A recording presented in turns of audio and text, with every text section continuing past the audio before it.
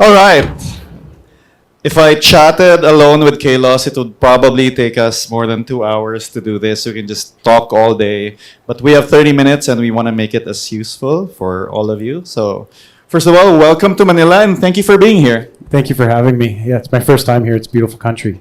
Yeah, it's nice to be here. We have two of the co-founders here. We have the Echelon Foundation. We have some of the biggest investors in Wales, and we have a lot of the Parallel community and the top players. So I think, people know about the game. A lot of people here playing the game, but I want to ask some questions about how you think about building products, how you think about building the company, especially in the Web3 space. So first question is, you don't come from a games background. What were you building before you came into Web3? Okay, yeah. So I spent 11 years at TD Bank Financial Group designing software solutions for stock trading systems, anti-money laundering, terrorist financing systems, real estate secured lending systems. So really like bank software. And I got pretty bored and I decided to leave and start building my own companies. I built marketplaces and consumer mobile. I built kind of a number of different things, some successful, some not. But I think when it came to games, like I had the naive perspective that like, oh, this can't be harder than like 10% worse than building consumer mobile. And like, let me tell you, that is a very naive view. But software kind of design and execution, team management background. And going to the start of Parallel, the company, how did it start? And I know that you've known Koji and some of your other co-founders for a long time. How did it start and how did you hone in and say, we're going to start with a TCG genre? The funny thing about this is it was COVID and we were playing Warzone and all of us were socializing and playing Warzone and other games together. But generally, we'd spend socializing in Warzone. And I think I got bored and I was playing with Koji, Ethan and a couple others. And I think I said something to the effect of, I don't want to play other people's games anymore. Let's make our own game. And that kind of actually turned into my friends calling me the next day saying Koji was like, I have an idea. And I was like, okay, cool. And I started to come up with and work on, the different parallels that we all know now them to be today, and naming them and creating stories. And I think we just got tired of kind of consuming media, and we felt like we wanted to be building a game. And at the time, actually, we had just exited a company, and we're working for that company, and we're kind of not sure where we were going to go next. So it kind of just felt like a natural thing that happened, which was Koji said he had an idea for a game. I said I had a couple ideas around what the thematics of the game would be. And we were all just kind of naive enough but also determined enough to believe that we could actually build a really great game. I remember it must have been late 2021 when you launched the first collection. Was it around that time? Yeah, sort of 3 years ago or something. Almost 3 years already. And you launched the NFT collection a couple of years before the game, had to survive the brutal bear market. How was that like while you were building? First of all, I think one thing that I celebrated, and I kind of mentally celebrated it for myself the other day, is we have our second expansion set coming out called Aftermath, which releases tomorrow. That's a huge achievement. That in and of itself. We had the base set of cards, and then we had Planetfall, and now we have Aftermath, and we're already working on the next set called Deception. I don't know. I felt like we were lucky enough. I think any good entrepreneur will be honest about having some element of luck and timing. We were determined enough, and we were capable. When things weren't perfect in the market, we were still going to build. And when we came up with novel and new ideas, we were capable of executing them. And what we didn't know, we were honest about, and we were able to fill that knowledge gap really quickly. And I think that is a testament to having built software before, that we knew where to go to find the right people to do the thing that we didn't know how to do. And it seems like you've been able to attract a lot of top talent to fill the gaps that you didn't have personally, right? Oh, for sure. Ex-Apple people, Riot Games, all the kind of greatest and latest and greatest. But I think, the base of it all kind of was my core group of friends who wanted to build something we thought was really cool. And like I still look at Parallel, and like when you look at it holistically, I'm like, it's the coolest card game in the world. Like it didn't exist before. And I remember the early days where, when I would explain to investors or someone who I was talking to explain what Parallel is, I'd say like it's a sci-fi card game we're making, and they're like, no one, like, who's going to want to play a sci-fi card game? And like that's actually where that whole like kind of capital small letter like space card game came from, was this meme of like people not understanding that there was a gap in the market and that we wanted to fill it. So we at YDG didn't really discover Parallel or didn't get into the ecosystem until last year during the bear market. So funny side story, Kalos invited me to be part of the round in, I would say, probably around 2022. And it was at a high valuation, and we felt that we had to sit that one out. But the bear market came, and we could see how strong the community was, which was always a good sign. And we could see that the game was really getting closer to release. So we're able to acquire some assets, some Prime, a lot of avatars during the bear market last year. And as the game went towards the release last year, what was your approach to the go-to-market strategy and being able to bridge between Web 2 and Web 3 players? I think we're all still figuring that out. Like, I think that's the truth of it. I think obviously we wanted to work with you guys. I think we wanted to just like have people who would give it a crack as just a generally good game, because like you don't need to have a wallet, you don't need to have NFTs to play Parallel. If you want to, you can have those things, and they have benefits in ownership and a lot of kind of downstream benefits that come from them. But I think what we wanted to do is to put a game out there in traditional distribution channels that could stand, toe to toe with the greats. And those things take, years to create. And I think we really speed ran how long it took us to make the game. And I think we were just fortunate to kind of have that, be aesthetically, really attractive. So I think but I think the truth of the answer is like, I don't think anyone's cracked the nut. I think the last gentleman. No one has yet. Yeah. And so I think the last gentleman's up here, and I think we're all trying to figure that out, is like, what does it look like when these games, what is it going to be, partially a cognitive shift in the perception of crypto in general, that allows everyone to be more open to these games. Because, right now, a lot of traditional gamers will kind of feel like, I don't know, maybe at least in North America, feel like, because it's this, then I'm not going to interact with it until I hear otherwise. And it's almost like, just like horse armor. If anyone remembers, the first cosmetics were horse armor, and you're like, who's going to pay for horse armor? And like, lo and behold, cosmetics are now a thing in every game, and it's completely acceptable. But there are large like articles and rants and kind of things that people wrote about these things when they were first introduced. And so I think ultimately the objective should be to build a really competitive, a really fun game, a really aesthetically pleasing game, and then allow that to stand against the greats that are out there as far as TCGs go, and let people make a decision on that. Where did the approach to esports come from? Because I personally think that Parallel right now has the best esports program in the Web3. We own that. There's a lot of esports players in here. That's all you guys. And then of course we have the big tournament happening. We have our players here. You've managed to attract the best TCG players in the world. Was that something that you were thinking of from the beginning, or how did that happen? I think there's like a couple people who really pushed in that direction. Like, the game is a strategic game, and like inherently there are incredibly talented card game players, many who, and it doesn't, like, we're not talking Web3. We're just talking like, you could take them toe to toe, and they'll take you toe to toe in Magic. They'll take you toe to toe in Hearthstone. Then they'll definitely take you to town if you play them in Parallel. And a lot of them are in this room. And I think like that is a testament to the conviction of a couple different people in the organization. And those people, not only in the organization, but also at the foundation. I think, the foundation decided they wanted to like lean into that. They felt that like that was very important, is to create a competitive scene, because it is a game that requires a lot of skill.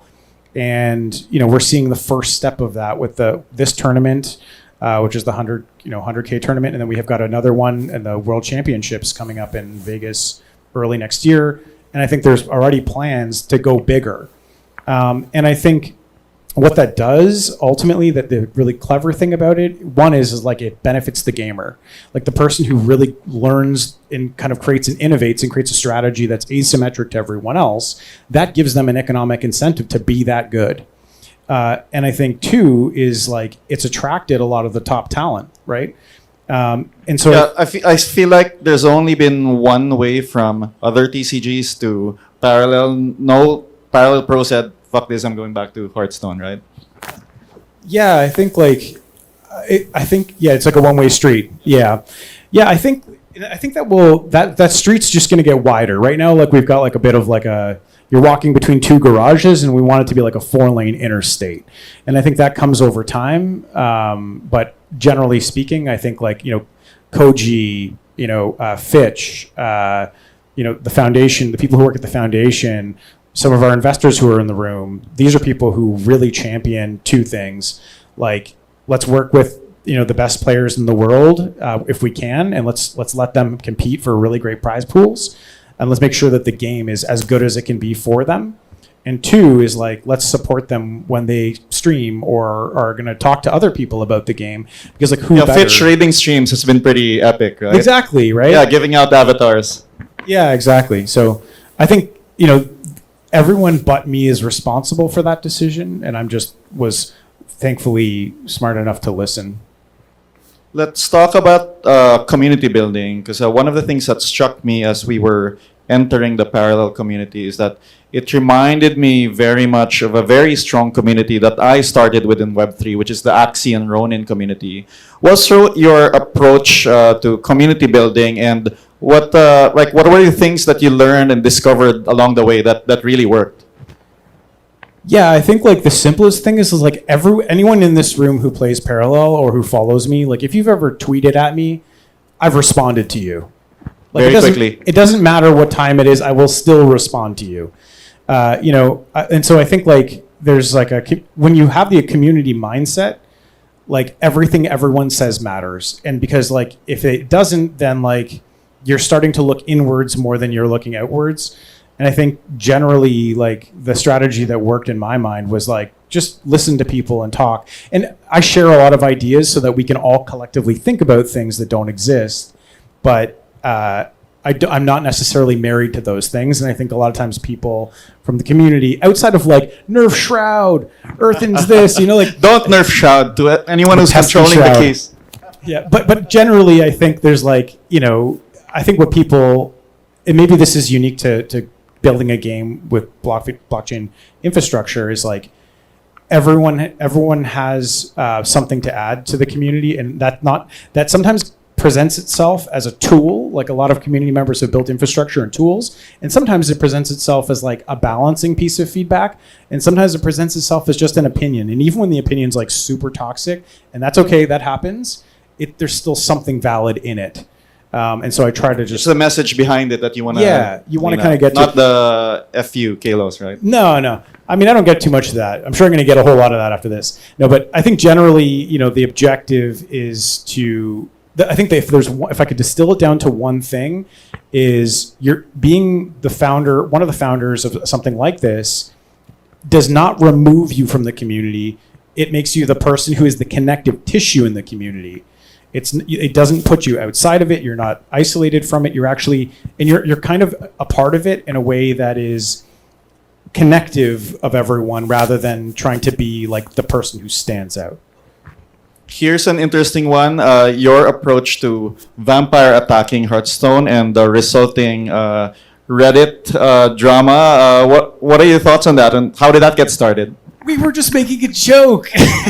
Like we just thought it was funny. It's like, so it wasn't a vampire attack. It was just like, I think it was just like we took an old ad that was really funny, and we thought it would be really funny to like put it out there. It was the Bible, do not recommend by Satan. Exactly. Yeah. And it was like, would not recommend playing Parallel from Hearthstone. I think like it was just a joke. We thought it was really playful. Clearly it triggered a lot of folks, but the good news in that was that it opened a conversation to say, what's the difference? What's the difference? I think the conversation that resulted out of that, people defending, people asking questions, I think it resulted in some people who were probably very skeptical or negative about blockchain in general or Parallel specifically to try it out, right? Yeah, I think for sure. I mean, obviously that's like one byproduct of it. And then there's some people who just like, there's always two groups of people when something is said that's controversial. The person who digs the trench and says, I will never leave. And then the person who says like, oh, maybe there's something interesting here. And I think we're kind of, seeing more and more over time of people who are like, maybe I should just take a look at it. But I think there's always going to be people who like want to like, barricade themselves and take a position of like, I will never play any of these games. And like, I think that's a really unhealthy mentality in general, because it's essentially a lack of curiosity. And I think, hopefully over time that joke is allowed to, kind of be understood and interpreted as a joke, rather than something that was like, you kicked the hornet's nest first. Next question. I want to know about how you think about earning in-game or play-to-earn in general. We just heard some comments from James before, who I respect greatly. And I know that the foundation generally takes care of everything related to the Prime token, but how do you think about play-to-earn? I think it makes a lot of sense for a game that has a lot of skill. I think it's like, if a game requires a lot of skill and is competitive, it makes a ton of sense.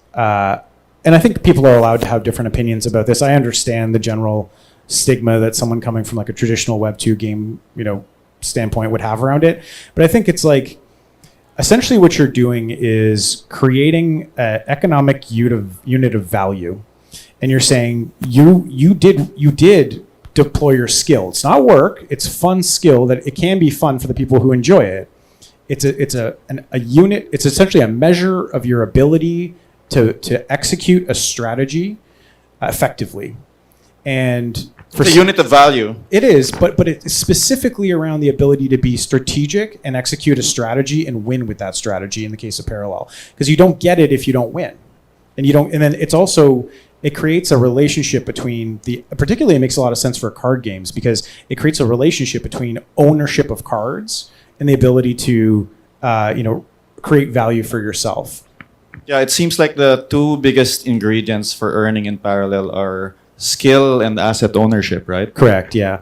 But that way also, like people who have no cards and come play the game for free, which you can today. You don't have to have a wallet, you don't need anything. Those people some of them end up buying a battle pass, and then they earn their first card, and then they play the game with that card, and they realize they earned something, and then they start to kind of go down that process. And even the card itself that they've earned from the battle pass is worth more than the battle pass often that they paid for. And so it's like, it opens up the mind a bit to have questions around like, why are other games kind of not designed more like this? Like, and so like, I think the opportunity that it presented to players is one of, economic alignment, community alignment, social alignment, having fun, and competitiveness. And I think like having a measure of value, not like meaning value in terms of like $1, but like measuring the skill and capabilities and requirements of a person, and saying like this is representative of that, is essentially what play to earn really is, or play and earn. However, or in our particular case, win and earn. Yeah, that's right. Win and earn. Which is like pushing them into the competitive side. Yeah, that's great. And I think Parallel has the cleanest implementation of like Web 2 to Web 3 I've seen. We've actually started talking about Parallel as a free-to-play game, which it is. And then you can actually play the game, and then you can earn NFT assets from playing the game for free. So that onboarding to get people curious about NFTs and earning without shoving them in their face seems to have been really well done. Yeah, thank you. Okay, let's jump to the other things you're doing. There's a lot of stuff on the TCG side, and that's a big reason why we're all here. How did the seeds of Colony get started? So as we've been, a lot of this is all a happy accident, really. And it sounds like, I'll just explain the history of it. So as we were making cards, the artists were making cards, they were actually making them in 3D. And I happened to ask that question maybe 6 months into making cards. I was like, wait a minute, this looks 3D. This doesn't look like an artist kind of like shaded it in. and I asked our art director, like, can I see the original files? And he showed me like a 3D version of the character, and we started making 3D objects and stuff with it. And I was like, wait a minute, like, we could actually, like, the fundamental building blocks of a game are, characters, weapons, other equipment, landscape, and like a lot of those pieces are already there. So we were accumulating all this stuff. And Colony, when we were thinking about the next game we would create, we explored a couple of things. We explored an ARPG. We explored some stuff we didn't show people, like,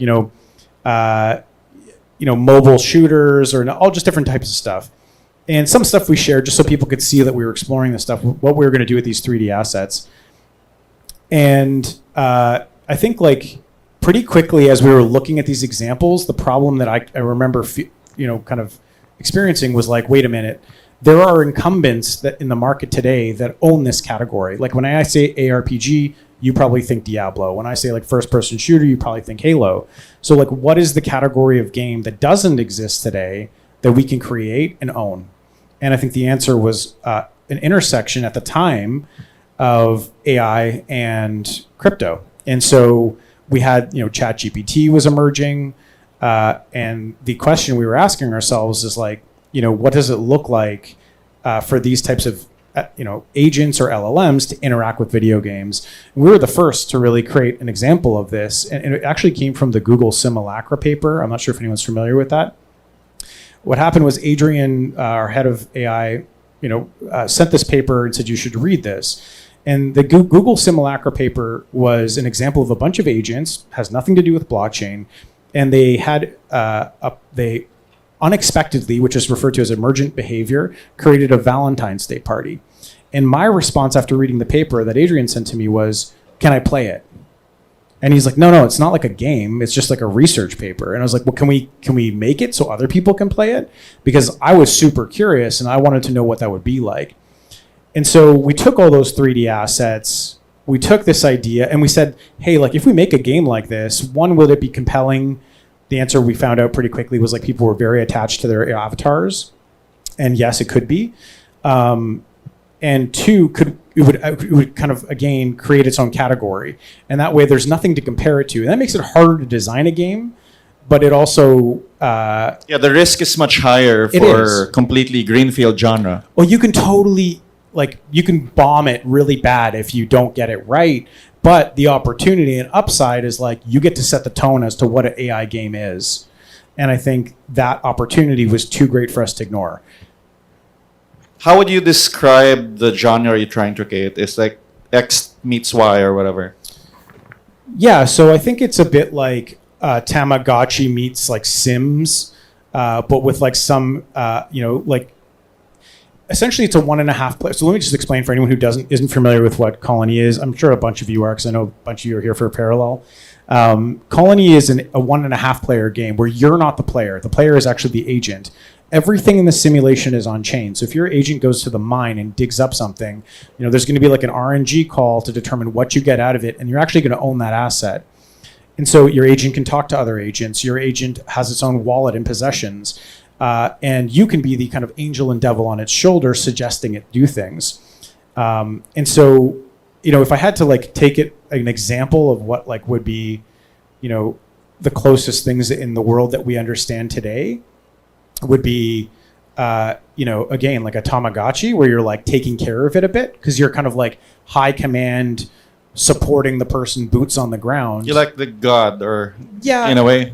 Yeah, I mean, or the voice in their head, right? The voice in their head, yeah. Actually, fun story. At one point when we tested Colony, one person started spamming the messages, and the guy dropped his tools and beelined it for the medical bay because when he went to the doctor to the medical bay, he said, "What's wrong?" And the agent said, "I'm hearing voices in my head and they won't stop." Yeah. So like it's different than everything than we've experienced. So it doesn't really it doesn't do it justice to say it's Sims meets Tamagotchi meets something else.